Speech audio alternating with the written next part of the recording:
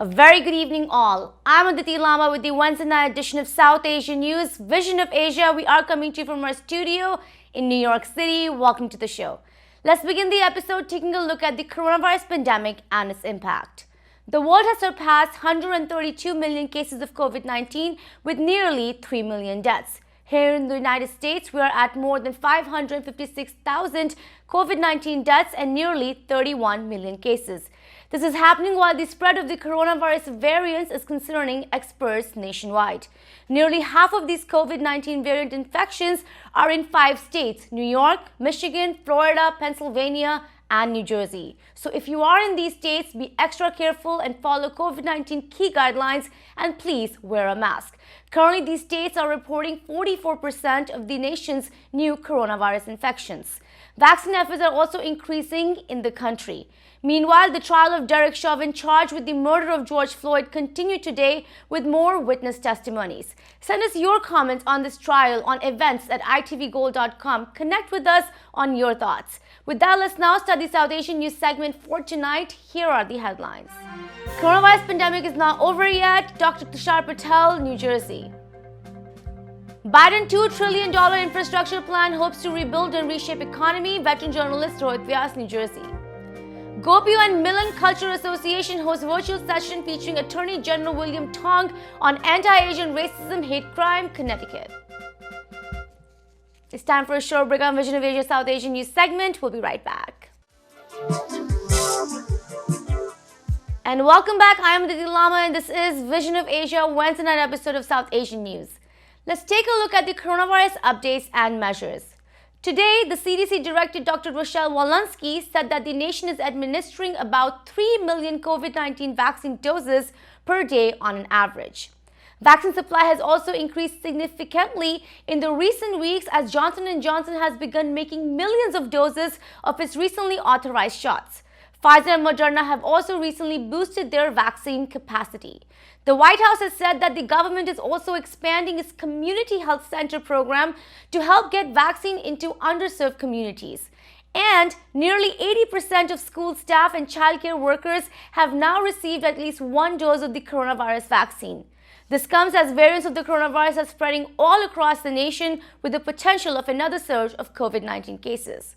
So how should we stay protected now? We spoke with ITV Gold's health expert, Dr. Tushar Patel. Here is the conversation. Right. What are the chances of getting COVID-19 after being fully vaccinated?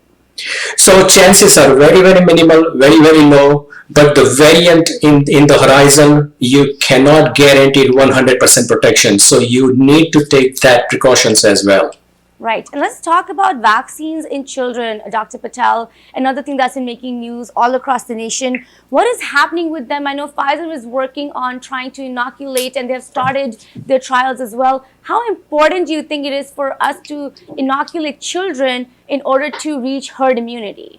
That is huge, because if we can inoculate these individuals, young individuals less than 16 years of age, come September, we can open up the school safely. We can develop that herd immunity very quickly by reaching that 80% of population. So right now, there are 260 million people are eligible to get the vaccine. It's only 90 million received the vaccine. So I think we still need to reach that 80% mark of getting that herd immunity. And I think the vaccine in the young individuals, once they approve it, I think that's going to be a game changer. A follow-up to that, do you think opening schools before children have been vaccinated is a mistake? I think we need to wait until August, September, the next school year, in order for everyone to be safe. We came a long way. Few more weeks is not going to make a huge difference for the education. So I think we need to take that practical approach and follow the public health guidance. And Dr. Fauci on these schools and their openings has said that there is an increase in transmission of cases in the school settings, but he's saying they come from outside. When these children are playing sports together or they're interacting outside of school. What are your comments on that? Absolutely, because right now that's not a time for celebration. There is not a time for games. There is no time for gatherings for the sports events. Right now, next few months, I would say until the Memorial Day, we all need to be very safe, because I see in next 2 to 4 weeks another surge coming from the Easter break. A lot of people are on the road. A lot of people are doing air travel. We will see a huge spike in next few weeks. So I think we all need to be very careful, use the common sense. We have done it in the past, and we must observe that in order for us to have a safe 4th of July. Right. 3 more questions here for you, Dr. Patel. CDC today says that you can put away disinfectant now in your household supplies. You can just use soap and water and it should be okay. Disinfectants were a huge issue last year when they ran out of the supply of them, and people are very particular about that. What are your comments? So if you are, the regular cleaning is always recommended. By soap and water, hand washing, soap and water, it is always recommended. Don't get crazy in getting those disinfectants and try to use it on every single day. It depends on how much soiled spaces you have in your kitchen, or your routine areas where you work out, or where you have the gatherings with the family. So it all depends on it, but don't get crazy by cleaning on every single day, because you may develop that super infection as well. So you want to ensure that you don't kill the germs too often now. Right. Very important words from you here. Michigan is currently seeing its highest number of cases that it has seen since, I believe, January. Are you concerned that we're going to start seeing these kind of surges in places like New York and other, bigger areas? So there are few states already: Michigan, Minnesota, North Carolina, Massachusetts, Florida, Illinois. They are all having more than 10 to 15% increase in last few weeks. I hope enough people are vaccinated in Northeast, New York, New Jersey area, and we don't have to see that. But if we see that, it's going to be very, very difficult to manage. Right. And my final question to you again deals with South Asians at high risk. What's the advice for them? And, with these variants, even if they're vaccinated, how careful do they have to be? So if you're vaccinated, you can meet with your family. South Asians with chronic medical conditions, diabetes, hypertension, cardiovascular disease, you must be very careful, because the variant can hit you, and by doing some risky behavior definitely can hurt you. So my message to South Asians with the chronic medical conditions above age 65 is to stay put for now, for next few months. And I think after June, July, you will be able to do all the normal stuff you used to do before. The recent visible rise in anti-Asian attacks and hate crime has prompted a nationwide call to end racism and combat anti-Asian bias and violence, especially since the shootings in Atlanta, which killed 8, including 6 Asian American women at spas in the city. This heightened attention on these latest attacks has drawn much attention and support for the Asian American Pacific Islander community, and has brought to surface a long history of Asian Americans being discriminated, ridiculed, and often considered invisible. Discussions around the country are asking for a solution in solidarity for the API community. On that and more, recently the Global Organization of Persons of Indian Origin, GOPIO, and the Milan Cultural Association presented a virtual conversation with Asian American Connecticut Attorney General William Tong. The interactive session saw a conversation on the situation of anti-Asian racism and hate crime. Here are some highlights from the virtual event featuring Attorney General of Connecticut. This program, hosted by Milan, Connecticut, Milan is a community service organization celebrating the traditional art and culture of India with mainstream America and our Indian diaspora. Milan believes in sharing and caring for the mainstream American issues. A community we live in also support, collaborates, and participate in all the mainstream and Indian diaspora event to foster constructive partnership and interactive relationship with the local community. So, in today's program, I would like to request our Milan chairman, Sri Suresh Sharmaji, to introduce our speaker and allow us to proceed for the program. How do we even react? How do we even respond? You did use the word stereotype. You did use the word we tend to be, not as dominating as we should be. And a lot of people, unfortunately, hear this on an ongoing, continual basis when they're minding their own business, not involved in anybody else, but obviously know that these adjectives and those words are directed to them daily. So a couple things I would say. Number one, stay safe. Okay. Standing up for yourself, being strong for your family and your dignity also means being smart and being safe. So what I would say is if somebody's being racist to you to your face and they're threatening you, I would focus on your safety and your family's safety first. What I would do is report to your local authorities and insist that they take action, that they write down your complaint, that they investigate. I spoke at a rally on Saturday in Wallingford, and as we were speaking, Asian American group, people drove by in trucks, hurling insults and racial epithets at us and honking their horns and threatening people. And I've referred that to the Wallingford Police Department and the Chief State's Attorney. The problem in our community is that we don't report enough. Now that's true about all communities of color and minority communities and immigrant communities, but we have to trust law enforcement. And I know that's hard for people, particularly who don't have a lot of experience with our law enforcement system here in this country, but you've got to call your local police department. If something happens and you don't feel comfortable, call me. Call the Attorney General's office, attorney.general@ct.gov. Send me an email. That's what I'm here for, right? And even if I don't have the authority to deal with your particular circumstance, I can get somebody to focus on it. Talk to your elected representatives and tell them why this is important, that you want them to take action for you, that you want them to speak on your behalf about the racism that all of you experience in your communities. And in a larger sense, you just need to speak up. You need to speak up. I will close with this thought.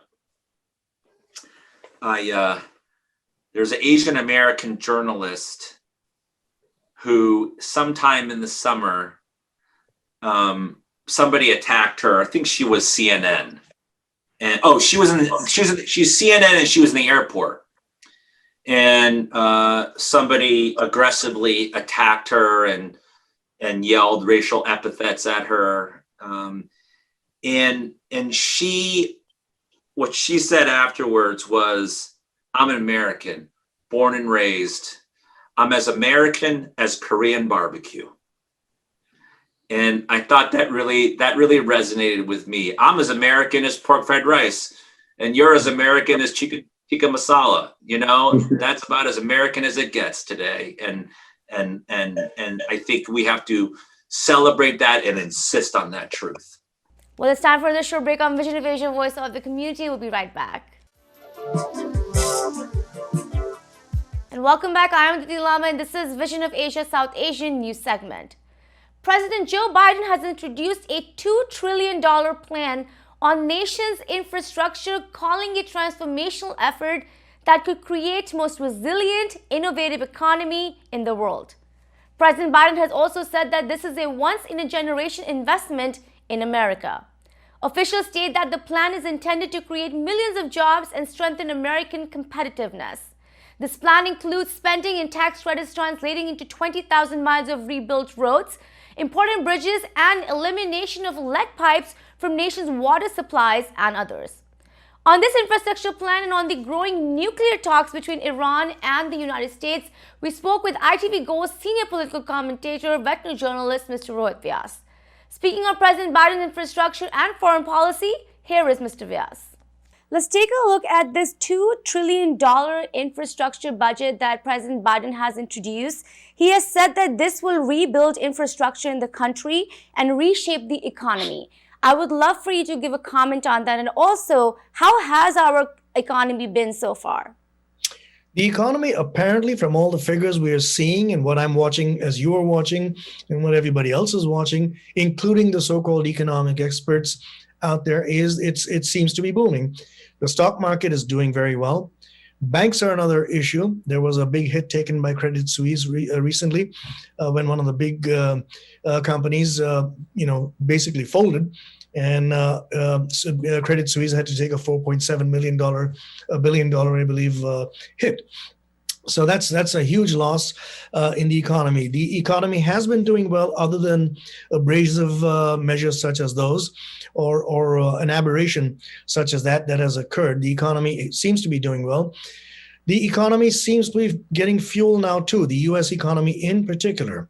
A lot of people and economists seem to be losing sight of the fact that is precisely because of the $1.9 trillion COVID relief package that was passed by the House of Representatives and the Senate, and the one that was initiated by President Biden, that is leading to this fueling of a spur in the economy. A lot of people lost sight of that fact. The point is that money is now out there in the economy. It's helping a lot of the states. It's helping a lot of individuals who did not have money to lay out there, to go to restaurants, to buy things, to buy essentials, to buy just regular clothes and things like that.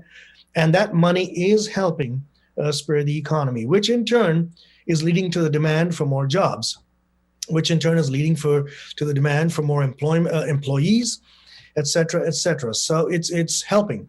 I give a lot of credit to that $1.9 million COVID stimulus package. As to the infrastructure plan, it's a very similar idea. The President Biden has offered it. Of course, there's going to be some corporate pushback because they're talking about raising the corporate tax. I imagine there'll be some talk about capital gains taxes as well being increased to fund this in the long term.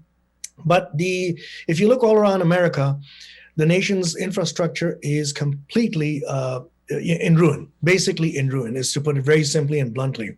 And therefore, this infrastructure package is needed extremely. It will create more jobs. It will create more economic livelihoods because there'll be more people employed. And it will lead to an improvement in business overall, because now once you have transportation moving fast, once you have technology upgraded, once you have bridges and tunnels and all the rest being rebuilt and being built brand new, you're going to see commerce flow. And the idea is not to let any other nation take over the United States, because that's a very real danger the U.S. today faces. With some fledgling countries that are now beginning their development, they have brand new infrastructure in place because they're building from scratch. Right. Okay. Look, for instance, at India. Look at China as an example. Look at some of these Far East Asian countries. They have put into place brand new infrastructure because they never had one in the first place. So they're going to be effectively ahead of the U.S. The U.S. has aging infrastructure. We were ahead of the rest of the world back in the late 19th century and the early 20th century. Okay. But all that has fallen apart, and we now have to rebuild. And that's what he's doing. Right. Let me ask you a question on that. You're looking at the $2 trillion budget that he has introduced. When we looked at the stimulus package, which was $1.9 trillion, we saw no GOP support for this. Do you think the same thing will happen with this $2 trillion budget for infrastructure? 100%, there will be no GOP support because they're going to want to know where the money's coming from, how it's going to be funded, and they'll put up the same argument that future generations of Americans are going to have to foot the bill, which to an extent is true. But the idea of making these investments now, when interest rates are low, when it is affordable to take on some sort of debt, is exactly that, to invest now when things are low, so that we'll generate more economic activity and more finances to be able to repay that debt quickly and at lower interest rates. So I think but he will meet resistance from the Republicans. Joe Manchin, Senator Joe Manchin, also who is a Democrat, but a conservative Democrat, initially indicated that he's going to sit on the fence on this one, but now he says he's going to ask for certain changes. So, for instance, I think one of the examples he's given is the corporate tax. They're mooting it to be somewhere around 28% to 32% or something, and he might want it to come down to 25% before agreeing to sign the bill and have it discussed in the Senate. So there will be a lot of back and forth on this bill because it is a big, it's a huge expense, but at the same time, it's a savior for America. That's true. I have two more questions left here for you. Another thing that's making news all across again is the concerning issue of the U.S.-Mexico border. I'd like to know how you're observing it right now, and what do you feel for these children that are basically kind of trapped there? Yeah, the children are trapped, and they're finding out that more and more of them have been brought into the U.S. and left out there at the border by smugglers. This is something that, by the way, the former President Donald Trump had warned about, and he had said that it doesn't look as simple as it seems, because a lot of these smugglers are bringing people in. They're being paid to do that, bring them in and dump them at the border. No fault of the children, obviously, no fault of the families.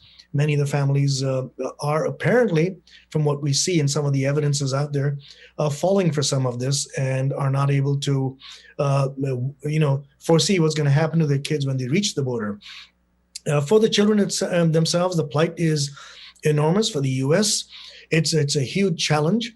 It's not something that any administration would want. I can assure you of that. Biden has already gone out there and spoken very vociferously and told people, don't come to the border thinking you're going to get free sanction and free sanctuary. You're not. And many, in fact, have been deported. Many people have been sent back. Children is another issue that's going to have to be looked at. They're going to have to figure out how they can release them into the custody of human services, which are the people who should look after these kids and are equipped to do so. But the numbers are simply overwhelming right now. I frankly wouldn't want to be in the shoes of Customs and Border Protection right now, or at that Border Patrol station where these kids are right now. It's a difficult situation. It truly is very difficult, and I don't know what the solution is. Let's hope the government comes up with something. Well, this wraps up our show for the night. Please send us your suggestions and get your voices and organizations in our show. Email us on events@itvgold.com or follow us on Facebook @itvgold. You can also subscribe to our YouTube channel for free access to many of our popular shows. Thank you for joining us tonight from Queens, New York. This is Vision of Asia, and I am Aditi Lamba. Take care and be well.